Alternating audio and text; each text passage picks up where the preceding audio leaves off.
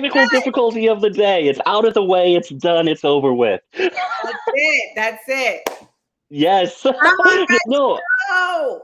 Yes. So you're not. This isn't Mandy. This isn't Charlene. This is Yesenia Otero, Correct. um, entrepreneur extraordinaire. But now you're selling with paychecks, top 1% in the country, Yes. um, doing an awesome job with all of that. Um, I'm so excited to have you on just because of your experience, because you're a blast to talk to. Thank The you. whole shebang. I could shower you in compliments if you'd like to. No, thank you. Thank you. I'm excited to be on Red's show. You know what it Yeah. is to be finally on Red's show? That's a big deal. So at least it's a big deal to me. So I'm excited to be here, Red. Thank you so much for our conversations, for just the synergy that we share, and for having me on the show. It's awesome. So I kind of stole your thunder a little bit with my intro, but so why don't you give us the 90-second, like what you're doing, both what you used to do, your current paychecks role, and then the nonprofit stuff that I'm really excited about too. Absolutely, absolutely. So, as we had discussed privately, right, for several years, I want to say, I mean, back 25 plus years, I had started as an entrepreneur myself. And so I had started, and entrepreneurs, all visionaries out there that are listening to us know that it's always an idea after an idea after an idea. We're always creating something. And so I had that journey for many years, creating different things and, trying to bring things about and make them go live. Then after several years, in a particular role that I had in a business that I had in marketing, a lot of people started coming over asking, well, how do I start a business? Right. And it was interesting to see just how many people did not know the basic foundations to just starting a business, not because they should know, but simply as a creative and as a visionary, as an innovator, you would kind of assume that people know just because you've been doing it since you were 14, 13 Hmm. years old, right? And but that's not reality. And No. so a lot of people started coming through, and I realized that I would get both people that were here in the States and other people that were coming from other countries who needed a lot of help because they had no clue how this country worked in terms of the laws and how to put it all together. So, they got Fun. a lot of trouble in the process. So I started an entrepreneurship program, which I absolutely loved. Was able to help over 350 entrepreneurs get their businesses started. From there on out, we actually did a program with the Tri-County area. I'm in the state of Florida, and in South Florida, there's three main counties. And I did a pilot with one of the counties and kind of was able to then grab people from the other counties. And we helped 150 entrepreneurs in 1 year to get their businesses started and running. From there on out, I had already had that particular business for about, I want to say 12 years at that point. I had a full staff. It was a lot of stuff. And then I decided that I needed to slow down. Right. When you are a solopreneur or you are an entrepreneur with, several employees, you know that you don't work 40 hours. You're working 60, 80, 90, 100 hours a week. Yep. When you think that, you hear a lot of people, I want to be my own boss. Well, that's true in theory. But Yeah, well, everybody wants to be their own boss until they have to manage themselves and they realize the headache they put their managers through for years. yes, yes. And but then they realize too that their clients truly are their bosses. You have flexibility on Yes. your time and how you get it done, but you still have somebody to answer to, right? And so at that point, my kids are growing. They're in these extracurricular activities that required a lot of their time and attention. And mom was needing to be present. Mom was always doing something. Mom was in a game, but she's texting, she's trying to get things done. And I said, no, this has to stop, especially for that particular critical time period for them. Yes. And so I decided to slow down a little bit.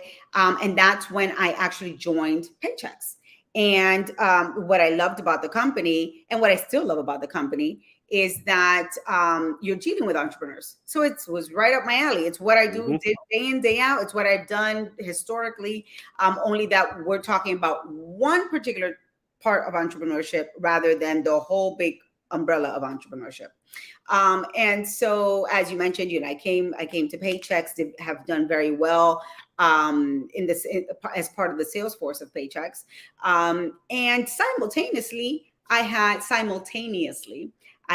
the nonprofit running, right? So since 2009, I created a nonprofit, which are basically peer-to-peer led support groups for emotional growth and development. And every single week we meet, for 2 hours. And then we build this community, and we do mentorship and we do counseling. And it's all about developing ourselves emotionally. Both salespeople, entrepreneurs, and everyone else in the world needs to grow on the emotional intelligence side. So pretty much in a nutshell, that's kind of what I've been doing for the past X amount of years of my life. We won't get into the numbers, right? But you're aging better than I am, though, so and, don't worry about that. I'm aging like milk. Like I'd assume you're. I am, it's just excited. I love.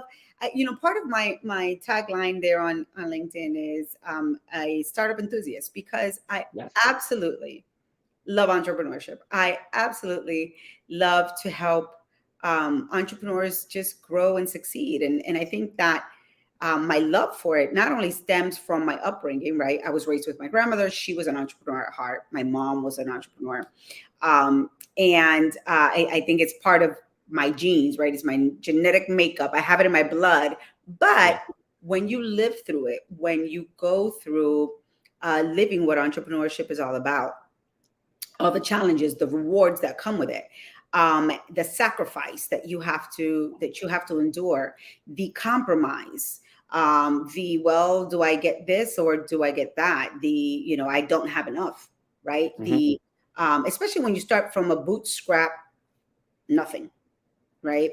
The outlook is a little different when you have funding, when you have, venture-backed capital, when you have someone wealthy that's on your corner. But when you start with zero, and you have to make it, and the bills are calling your name, and the clients are not coming through, and you've got to put money in marketing, because marketing is the oxygen of the sales bloodline wheelhouse, and you don't have any of that, and you have to make it happen. What do you do? And so I think that is the part of entrepreneurship that I love the most, is the fact that that you have to innovate in ways that the ones who have money can't or don't. The best explanation I ever heard about it for people without money, it's like when you go to, like, when you're a kid and you go to like a county fair. Okay, if you're a rich kid, you could keep paying at that like game booth and keep throwing those balls at those milk cans forever. But for those of us who grew up lower or middle class, we may only get 1 or 2 shots at it. Yeah. So making sure we're making the right decision is such a big thing if we want to win the prizes that we're actually looking for. 100%. 100%. Like not having that wealth that I know another person who started the entrepreneurship journey, and she's smart and she's good at what she does, but the reason she was able to make that jump is because she came from a rich family and had that safety net. Like, she didn't have to look down the way so many of the rest of us have had to. Yeah. It's different, right? It's I think entrepreneurship changes you, and it changes everyone that engages it, right? Yes. It changes everyone at one level or another, because you have to find the power within yourself, right? Even the ones that do have venture-backed capital, even the ones that have money they have to respond to someone, right? Whether that be shareholders, whether that be, and you have to make it right.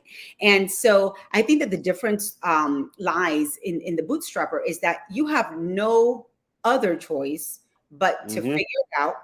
And you have no other choice but to be innovative. If this doesn't work, you've got to go to plan B, plan C, plan D, plan E. When money, you have a little bit more of support in knowing which route to go with less errors, right? But when you don't have that, the only support you have is the actual errors to know which way to go, right? And I love your perspective on this, particularly because you knew to walk away from it at the right time too. Yes. Like I love that because this isn't for everybody, and as great as entrepreneurship is, you have to understand when your family has to take priority and stability has to take priority. Oh, And yes. like as much as we both love it, we know that there's like entrepreneurship is a sacrifice, but that doesn't make that 9 to 5 any less sacrificial either. Correct, correct. And I love the point you bring out, right? Because I think that in general, um, especially in a LinkedIn environment, and in general entrepreneurship, it's almost like, oh, be the entrepreneur, be the solopreneur, be this, be that, and that is amazing. And an Yes. entrepreneur and a solopreneur will have my 100% support. If that's the way you want to go Hmm. and you feel that you got this, then let's do it, right? Let's sit Yeah. down, let's plan, let's strategize, let's get it done. Mhm.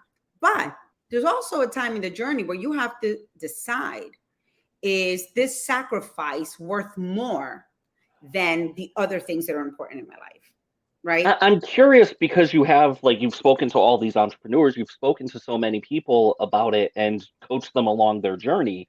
Yeah. Like having the good idea to Hmm. start a business, having the idea of like, I can do this really well is the easiest part of entrepreneurship. 100%. 100%. Like, And how many people the do you idea think walk into too, entrepreneurship with the right price in mind in terms of what it's going to cost them to build what they're looking to? yeah, yeah, 100%. I think that when you have the ideas, right, it's Hmm. all about, it's great, right? Because ideas can be few sometimes, or ideas can be abundant. It depends on the person. Hmm. Some people keep saying, all I need is a good idea because I Hmm. know how I can make things happen, right? Yeah. And the one thing they pray for is a brilliant idea, right? Hmm.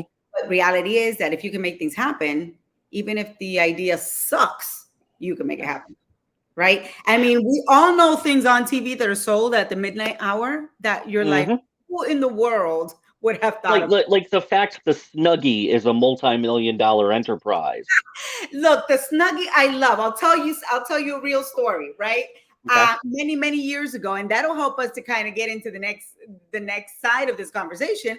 Many years ago, I remember I've always had notebooks on notebooks of ideas of creativity, Hmm. right? And I remember sitting in my couch feeling cold. And I was like, man, if there could only be, something that I could put my hands through and be super warm, but it's not a blanket. It's kind of, and I started designing it and blah, blah, blah. And someone came and said, no one's ever going to buy that. Come on. Yeah. And I was like, well, I guess, yeah, you're right. I didn't know myself as an entrepreneur at that moment. I didn't know Yes. myself as the visionary at that moment, despite the fact that I had books on books of things that I had Hmm. written of ideas, despite the fact that I was a go-getter, despite the fact that I had put together a lot of other type of events, activities, different things that I Hmm. had what it took to do those things. That voice was strong enough to say, this doesn't work, right? Yeah. And about a year later, I see this all over the place. And I was like, Yeah. you've got to be kidding me, right? You've got to be kidding Yeah. me. So, that I want to kind of halt on that for a second because reality is we have to pay attention to the voices we hear, right? And we But often want to hear everything on the outside and we're not paying attention mhm. to what's going on the inside. But I want to step back for just 1 second before we even go down that path and talk about the fact that when we have people who have an abundance of ideas, Yes. can't execute. And then you Yeah. have people who don't have any idea, but are amazing in execution. And then you Yes. have those that have both, right? Mhm. And maybe their challenges are different. Their challenges just may be consistency. Their challenges may be believing in that their ideas are solid enough. Yeah. So you have a little in entrepreneurship. It's not black and white. It's a huge No. matrix of combinations, right? And the important part is, do I want to try this? Which is Yes. why I go back to what I was saying earlier. If somebody wants to try entrepreneurship, go for it, right? Try it. Make your dreams come alive.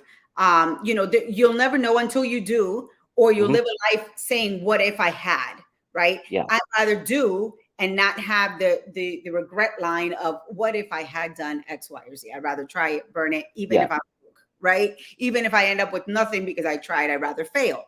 And so that's critically important. But the other side of that is also just as critical. It is the person who gave themselves the opportunity. They walked down the lane of entrepreneurship and brilliance and innovation. And they realize, you know what, the sacrifice to get this to where I want to go, so large that I've got to make a decision of whether I need to stop, halt, wait, pause, go back. And these are hard decisions that the environment of, or some of our environments don't foster the healthiness in making an appropriate decision for yourself. And it's all about, you have to be an entrepreneur. Well, not everybody's cut out for entrepreneurship, because entrepreneurship is a tough road. Entrepreneurship can kill you, like emotionally. It really can. It is extremely rewarding when you see things fruitful and you see things grow, but there is a process of, in Spanish, it's called trituración. It sounds rough even in Spanish. It is a shredding process, because you shred in all different areas of your life. You shred emotionally, you shred mentally, you shred and in energy physically. It can take a toll on you unless you're truly ready for it. And entrepreneurship really is not for everyone. And that has to be okay. That has 100%. Because if we're all entrepreneurs, who's doing the work? If we're all entrepreneurs, right? Not that the entrepreneur doesn't do the work, but what I'm saying is the entrepreneur can't do the work by themselves. You know, they need employees, they need someone, they need partners, they need other people along the way. And it's impossible to be an expert at wearing every hat you need to in entrepreneurship. It's impossible. Like, I am never going to be the person who understands search engine optimization. That's never going to be. I'm like, that's not a space that I'm ever going to want to dive into. I'm not going to know that, but it's still something that I've had to learn or hire out for videos and things like that. 100%. 100%. I never expected to have to learn graphic design. I've had to learn graphic design. Yes. So if we're all CEOs, who's doing the rest of the work? Like, come on. Right? Now, we can all be CEOs within our space. And I think that's what people forget. If you are a salesperson, right? We're talking to broken salespeople, right? Let's fix it live. And so if we're salespeople, you could be a CEO within your role. And you can find companies, right? Not that, you know, I'm going to, you know, the public ad, right, for paychecks, but companies that give you the wings to be that CEO within your role, whether that be, you know, sales, whether that be design, whether that be production, whether that be operations, whether that be whatever, finance, whatever that is. Places that if you are a creative, you are able to implement strategy, you're able to implement your innovation and be an intrapreneur rather than an entrepreneur. And there's nothing wrong with that. No.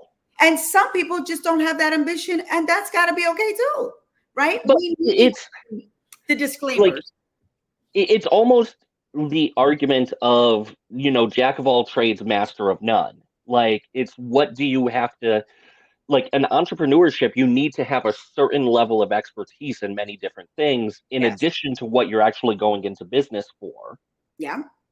And that's the thing you're the overall expert in, but that doesn't mean you still have to be able to hold a high level conversation on marketing. Even if you aren't a marketing agency, you still need to be able to have a high level conversation about sales, even if it's a bakery or whatever else. It's at least know the basics, the ins and outs, right?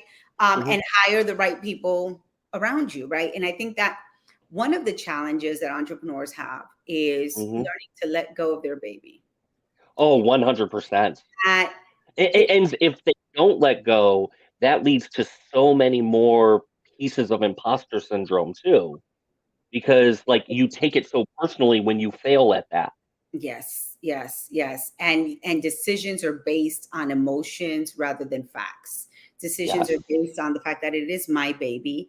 And I had that for many years. It was like, nope, we're not doing it that way. That's my baby. You know, this is the way I want it. Then I realized, you know, you can't do it this way. Right. And I'd also like to bring up having too many babies in your business. Having way too many priorities all at once. Like, like we were talking about having great ideas.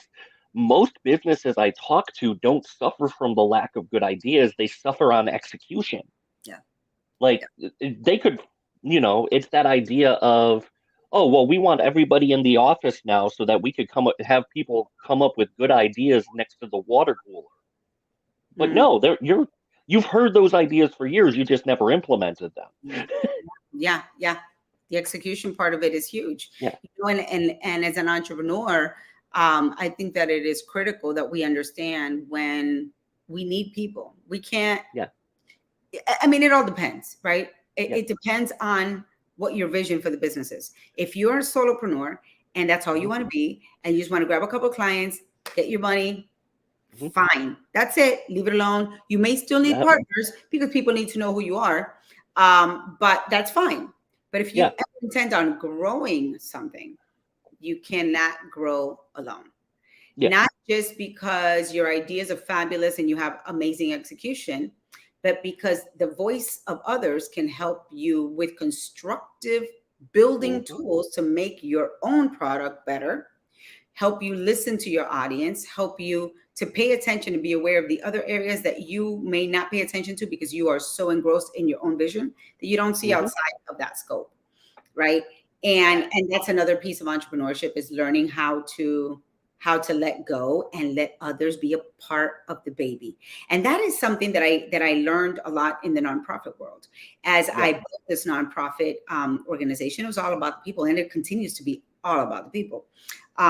Been at it for 13 years, and this is the first time that we're going to actually launch an annual donation campaign, because all these years it was about, no, we're doing it, we're paying for it, and it's like, no, if we want this to grow, if the 800 plus people we've helped so far can continue to help others, we need marketing, we need visibility, we need help, and we need money for that.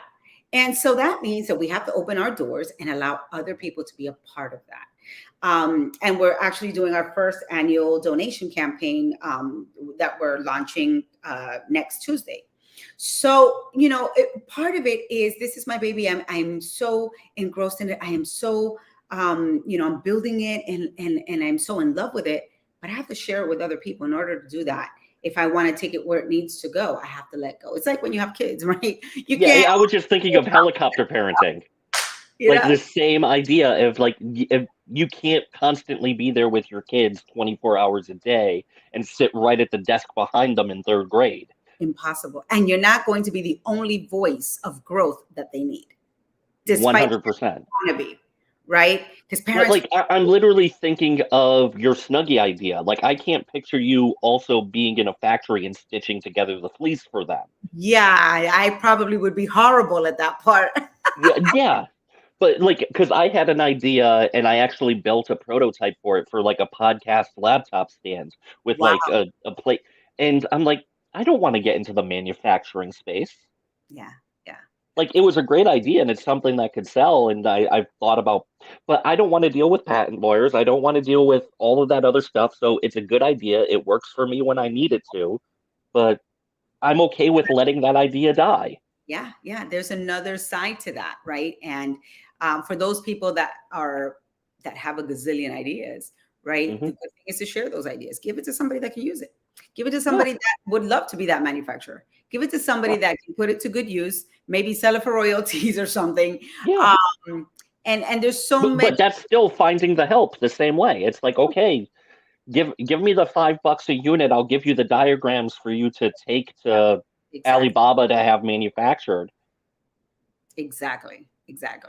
And then you have the other. I was actually speaking with a young entrepreneur under 30 yesterday, and in our conversation, it was interesting because she's very successful. She's doing very well, and we were talking about her process, right? And she mentioned, oh, I read this, and it said for me to do this. I followed so and so, and he said, gave this advice, and then I had a coach, and she helped me do this X, Y, or Z. And I said, okay. When you were with this coach, how much were you making at the time? She said, well, in a matter of 3 months, I made X amount of dollars. Yeah. And I said, when you were doing it on your own, and you were speaking to a couple more people, how much were you making? And then in that same time lapse, how much would you have made? And she shared it was actually a little more than slowing down. I said, so want to talk about that? You either want the bigger fish and slow down the process and be okay with waiting for a response without self-doubting your skills, or you want the smaller process, the shorter time span, the quick one call closes, to feed your ego and feeling that you're good at what you do, right? Yeah. And so, part of entrepreneurship is all about the voices you hear, the things that you read, but more importantly, it is finding your own rhythm in the middle of all of this, stimulating, bombarding information that we get day in, day out about what an entrepreneur should be, about how to measure your own success. If you're going to measure the success, you've got to measure your success. You've got to find your rhythm. What works for you?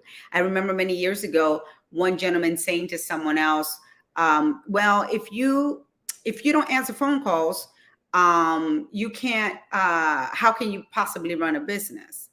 And the person said, well, my strength is via text and via email. That person, since then to now, has generated, millions of dollars via text and email. Yeah. So why don't assume that there's one magic bullet that works for everybody. It's the whole reason why I do a sales course for introverts. It's an introvert isn't going to make up their revenue by making 100 cold calls a day. Yeah. They have to figure out a different process. And so an introvert may be looking at a smaller pool of high value targets. Yes. And that's just what works for them. Yeah. And the challenge for entrepreneurs and solopreneurs is believing enough in yourself and what you got into, right? Because we all get into business believing that we're going to do great. And then when we get in, all the things that happen, all the challenges that take place, all the circumstances we face start creating self-doubt. Yeah. But it's the same person that started the business still 100. There, right? And the big challenge in entrepreneurship is getting past the self-doubt, allowing the circumstances to help you grow instead of allowing them to strain your self-confidence, right? And so much of that I see coming from I'm not going to say it's bad advice. It's poorly fitting advice is the best way to say it. It works for somebody else and it fits them great, but it may not fit me great. That's right. And just because we have to start defining ourselves almost by what we say no to, as opposed to what we say yes to. Because entrepreneurs, in so many ways, again, there's so many books on entrepreneurship, so many books on marketing, so many books on sales. All of them tell you, in many cases, contradictory information. So you have to choose what to say no to and not just try everything, because that's how you burn out. Yeah, that's how you burn out.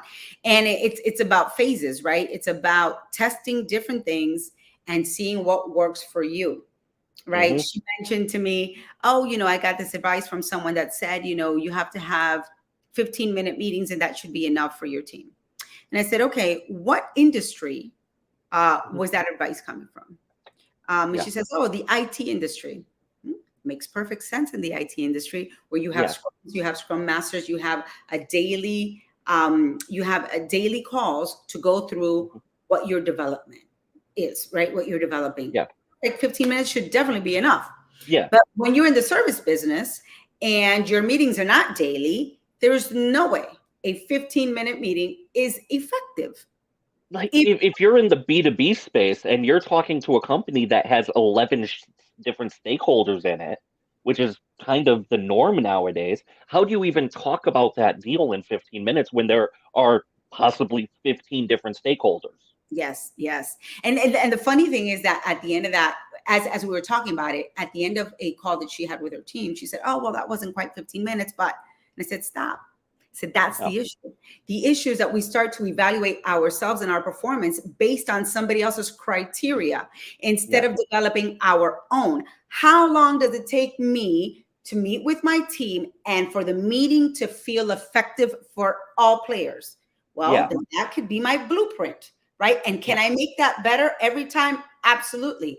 If I start to build 3 meetings a week, well, then instead of an hour meeting, that can go down to 30 minutes, right? If I'm building daily, then you can have a 10-minute meeting if you're doing this every single day, right? So it's about finding your own blueprint rather than measuring up yourself to somebody else's philosophy of how a business should be run. I'm not saying not to learn from other people, because you 100% have to, but you have to know when to say okay, that doesn't fit. Correct. I am 100% in favor of education, in favor of following great advice, in favor of seeking advice, right? It's in the abundance of advice that you can, make yourself better, but not to the detriment of grabbing that advice and comparing yourself to it. And because you're not measuring up to a certain thing, now self-doubt is coming. She began to say, I'm not a good salesperson. I said, what tells you? What from the things that you've done tells you that? I hear that all the time. And what I attribute it to is sales training, like traditional sales training is so bad. It miscolors what they think sales should be. Yes. Nobody has ever hopped on a sales call and says, you know what? I wish that person was more salesy. Yes. Like, good point.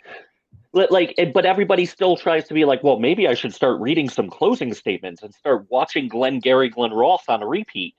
Yeah. Learning all the word tracks and just saying them without meaning behind it. If they come back with something else, you're stuck because you're out of word tracks. What are you going to do? Yeah. For me, I've obviously studied spin selling, Sandler selling, Gap, Challenger. I know all these systems, but I know them all because I know when I talk to the right person, I have to point them to a system that works for them. And I have to not assume one size fits all. Yes, 100%. And I think it's important that, entrepreneurs that are in the role of building their businesses, that they have to wear the sales hat, although they hate it.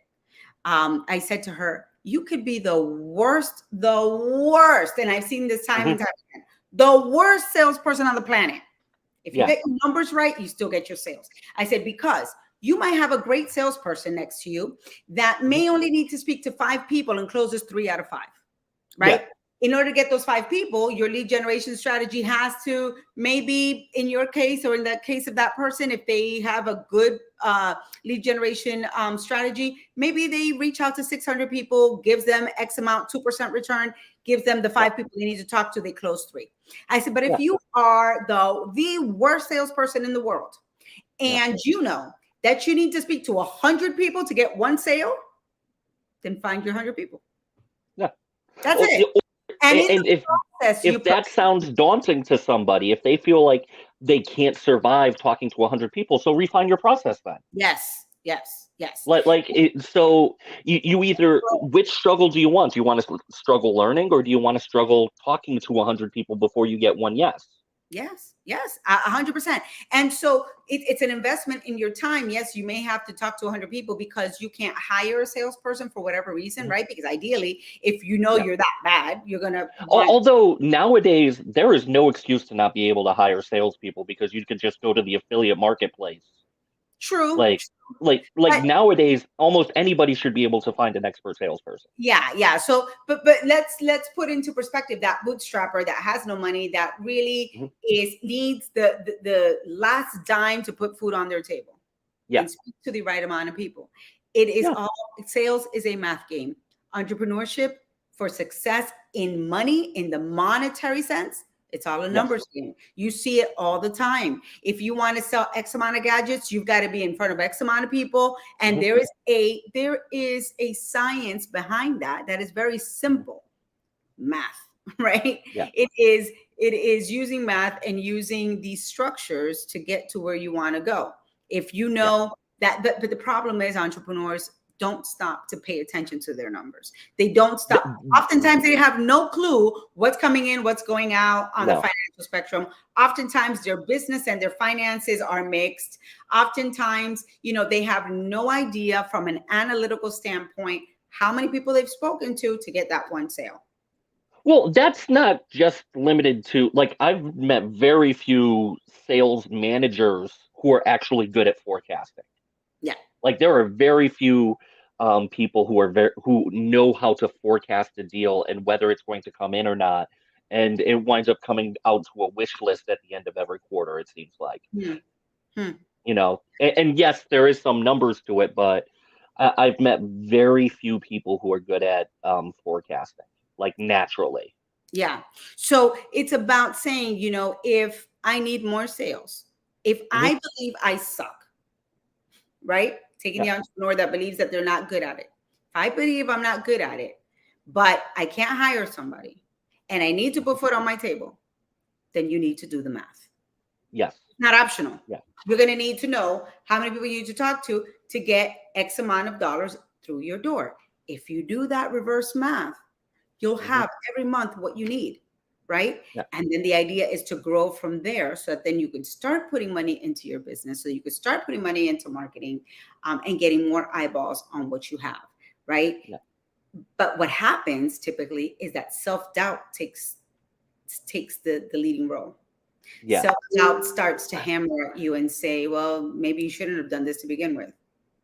And in some cases, that's true. It's a good test of Yeah. resilience, whether you can handle And that's you pressure. saying yes to something you shouldn't have Yeah, yeah. in, And in many cases. it's okay, right? Yeah. It's not failure to try, right? It's failure if you didn't try. It's failure if you didn't find out Hmm. whether you could truly get this done or not, right? People should have that opportunity to explore it. In Um, entrepreneurship, we use failure a lot in entrepreneurship, but all it is a like I look at entrepreneurship now the way I look at Roombas. You are going to hit a wall on a regular basis, and you yes, have to learn to turn. yes, absolutely. Like you are designed to hit walls. That is the job that you're signing Bam, up for. bam again. Yeah, That's the way you learn, right? yeah, Unfortunately, that's how you figure it out, because you don't have this huge board, you don't have this group of people that can tell you, wait, look at this, look at that. You don't have that. But what no, you can have, and I think that one of the most, if there's a huge takeaway that we can give people today, is mhm, find a mentor, find an yes, advisor, find someone that is willing to open up their knowledge base hmm, and say, this is what I've seen, this is what, this is what you can do. And that's in your industry, ideally, that can tell you, this is how it works for me, or this is how it's worked for me. These are the challenges that I face, and this is what I did, right? And it's often, it's not, it's far and few between. You don't have hmm, people, entrepreneurs that are successful necessarily opening up and saying, this is how you get it done, right? yeah. But you've got to find it. You've got to Like find advice.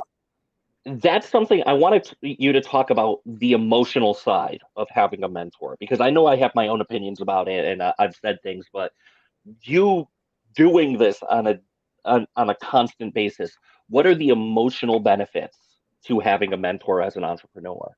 It is balance. It is finding equilibrium. A mentor can look at things from the outside.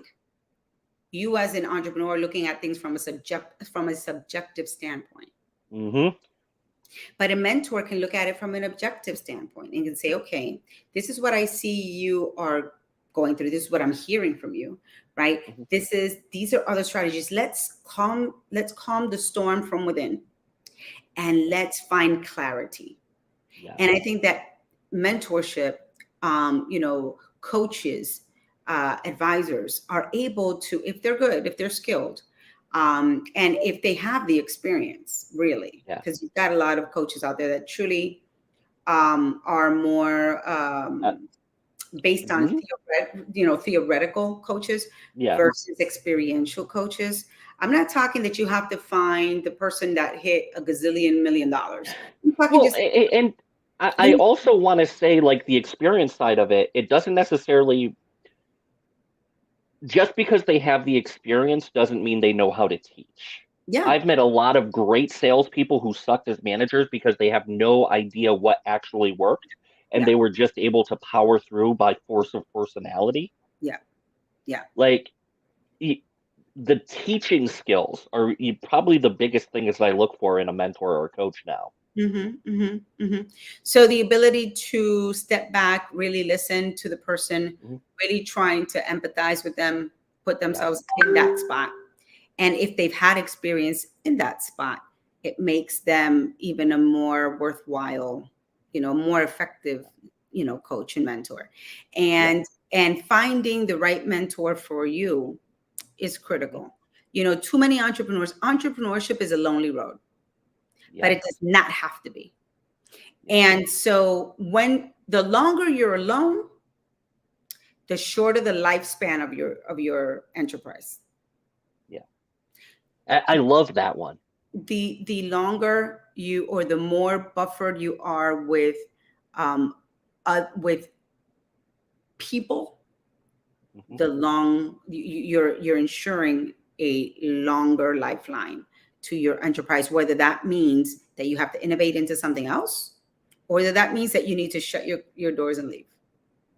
Like that's the perfect mark off point in my mind. The longer you're alone, the shorter the lifespan of your business. I absolutely love that. 100%, Like, because no one can withstand being alone for too long. yeah. Entrepreneurship will eat at you, and there's so many things to consider, that if you don't have somebody to bounce those ideas off of, the turmoil, the challenges that you face in a very authentic and real way. We're not Yeah. talking It's about going to a mentor and saying, "Oh no, but I'm doing well, but no, I'm just facing this particular." No, be real. I yeah. am broke as hell, and I don't know what to do. I don't know where my next client's going to come from. What can I do? I have to invest in this, but I have to put food on my table. What other alternatives are there? You have to be Yeah. authentic. You have to lose the shame uh, Hmm. of comparison. And what I mean by Yes. shame of comparison, you've got to lose the so and so is doing so wonderful on the outside, and I'm not quite like that. So you want to pretend that you are, Hmm. but you're seeking advice. No, no, no. You've got to take it all off and Yep. be real. That is the only Yes. way someone can coach you. That is the only way someone can help you, is by Yeah. saying, "I need the help." And when you need Yeah. the help, you've got to be vulnerable. There's no way around that. Yeah. Right. Yeah. And in the process, you learn so much about yourself. I think entrepreneurship is one of the most emotionally intelligent school of hard knocks, because you have Yes. no other choice but to grow emotionally. None. Yeah. Right. And oftentimes in business, we try to split up the two. Don't bring your emotions here. Well, no, we're emotional people. No. We're Well, humans. and that's an issue I see with sales as a whole too. Like we keep wanting to pretend. Like it's easy to say like all customers are emotional. They all make emotional decisions. We never extend that to ourselves, whether we're business owners or salespeople. We never want to say that we're the same emotional bowl of chaos that our customers are. Yep. Yep. And we may not see ourselves as that. No, We may I've not met see very few ourselves as people more who chaos see themselves that way. until we start looking at ourselves deep within, right? We may not Hmm. realize that. And I think Yeah. that makes the difference. If we're talking entrepreneurship, that makes the Hmm. difference between someone who is holistically successful Yeah. versus someone who is one-sidedly successful. Yeah. You can I, make all the money in the world, but your personal life is in shambles. Your social life, you have no mhm. one. Your marriages are destroyed. Your children don't know you. Yeah. But And when you actually put business and emotions together, and you start to work on your emotions, you start to work on your default mechanisms, you start to work on looking inside and seeing what decisions you've made and why. Why is it so hard to leave this baby and not letting people involved?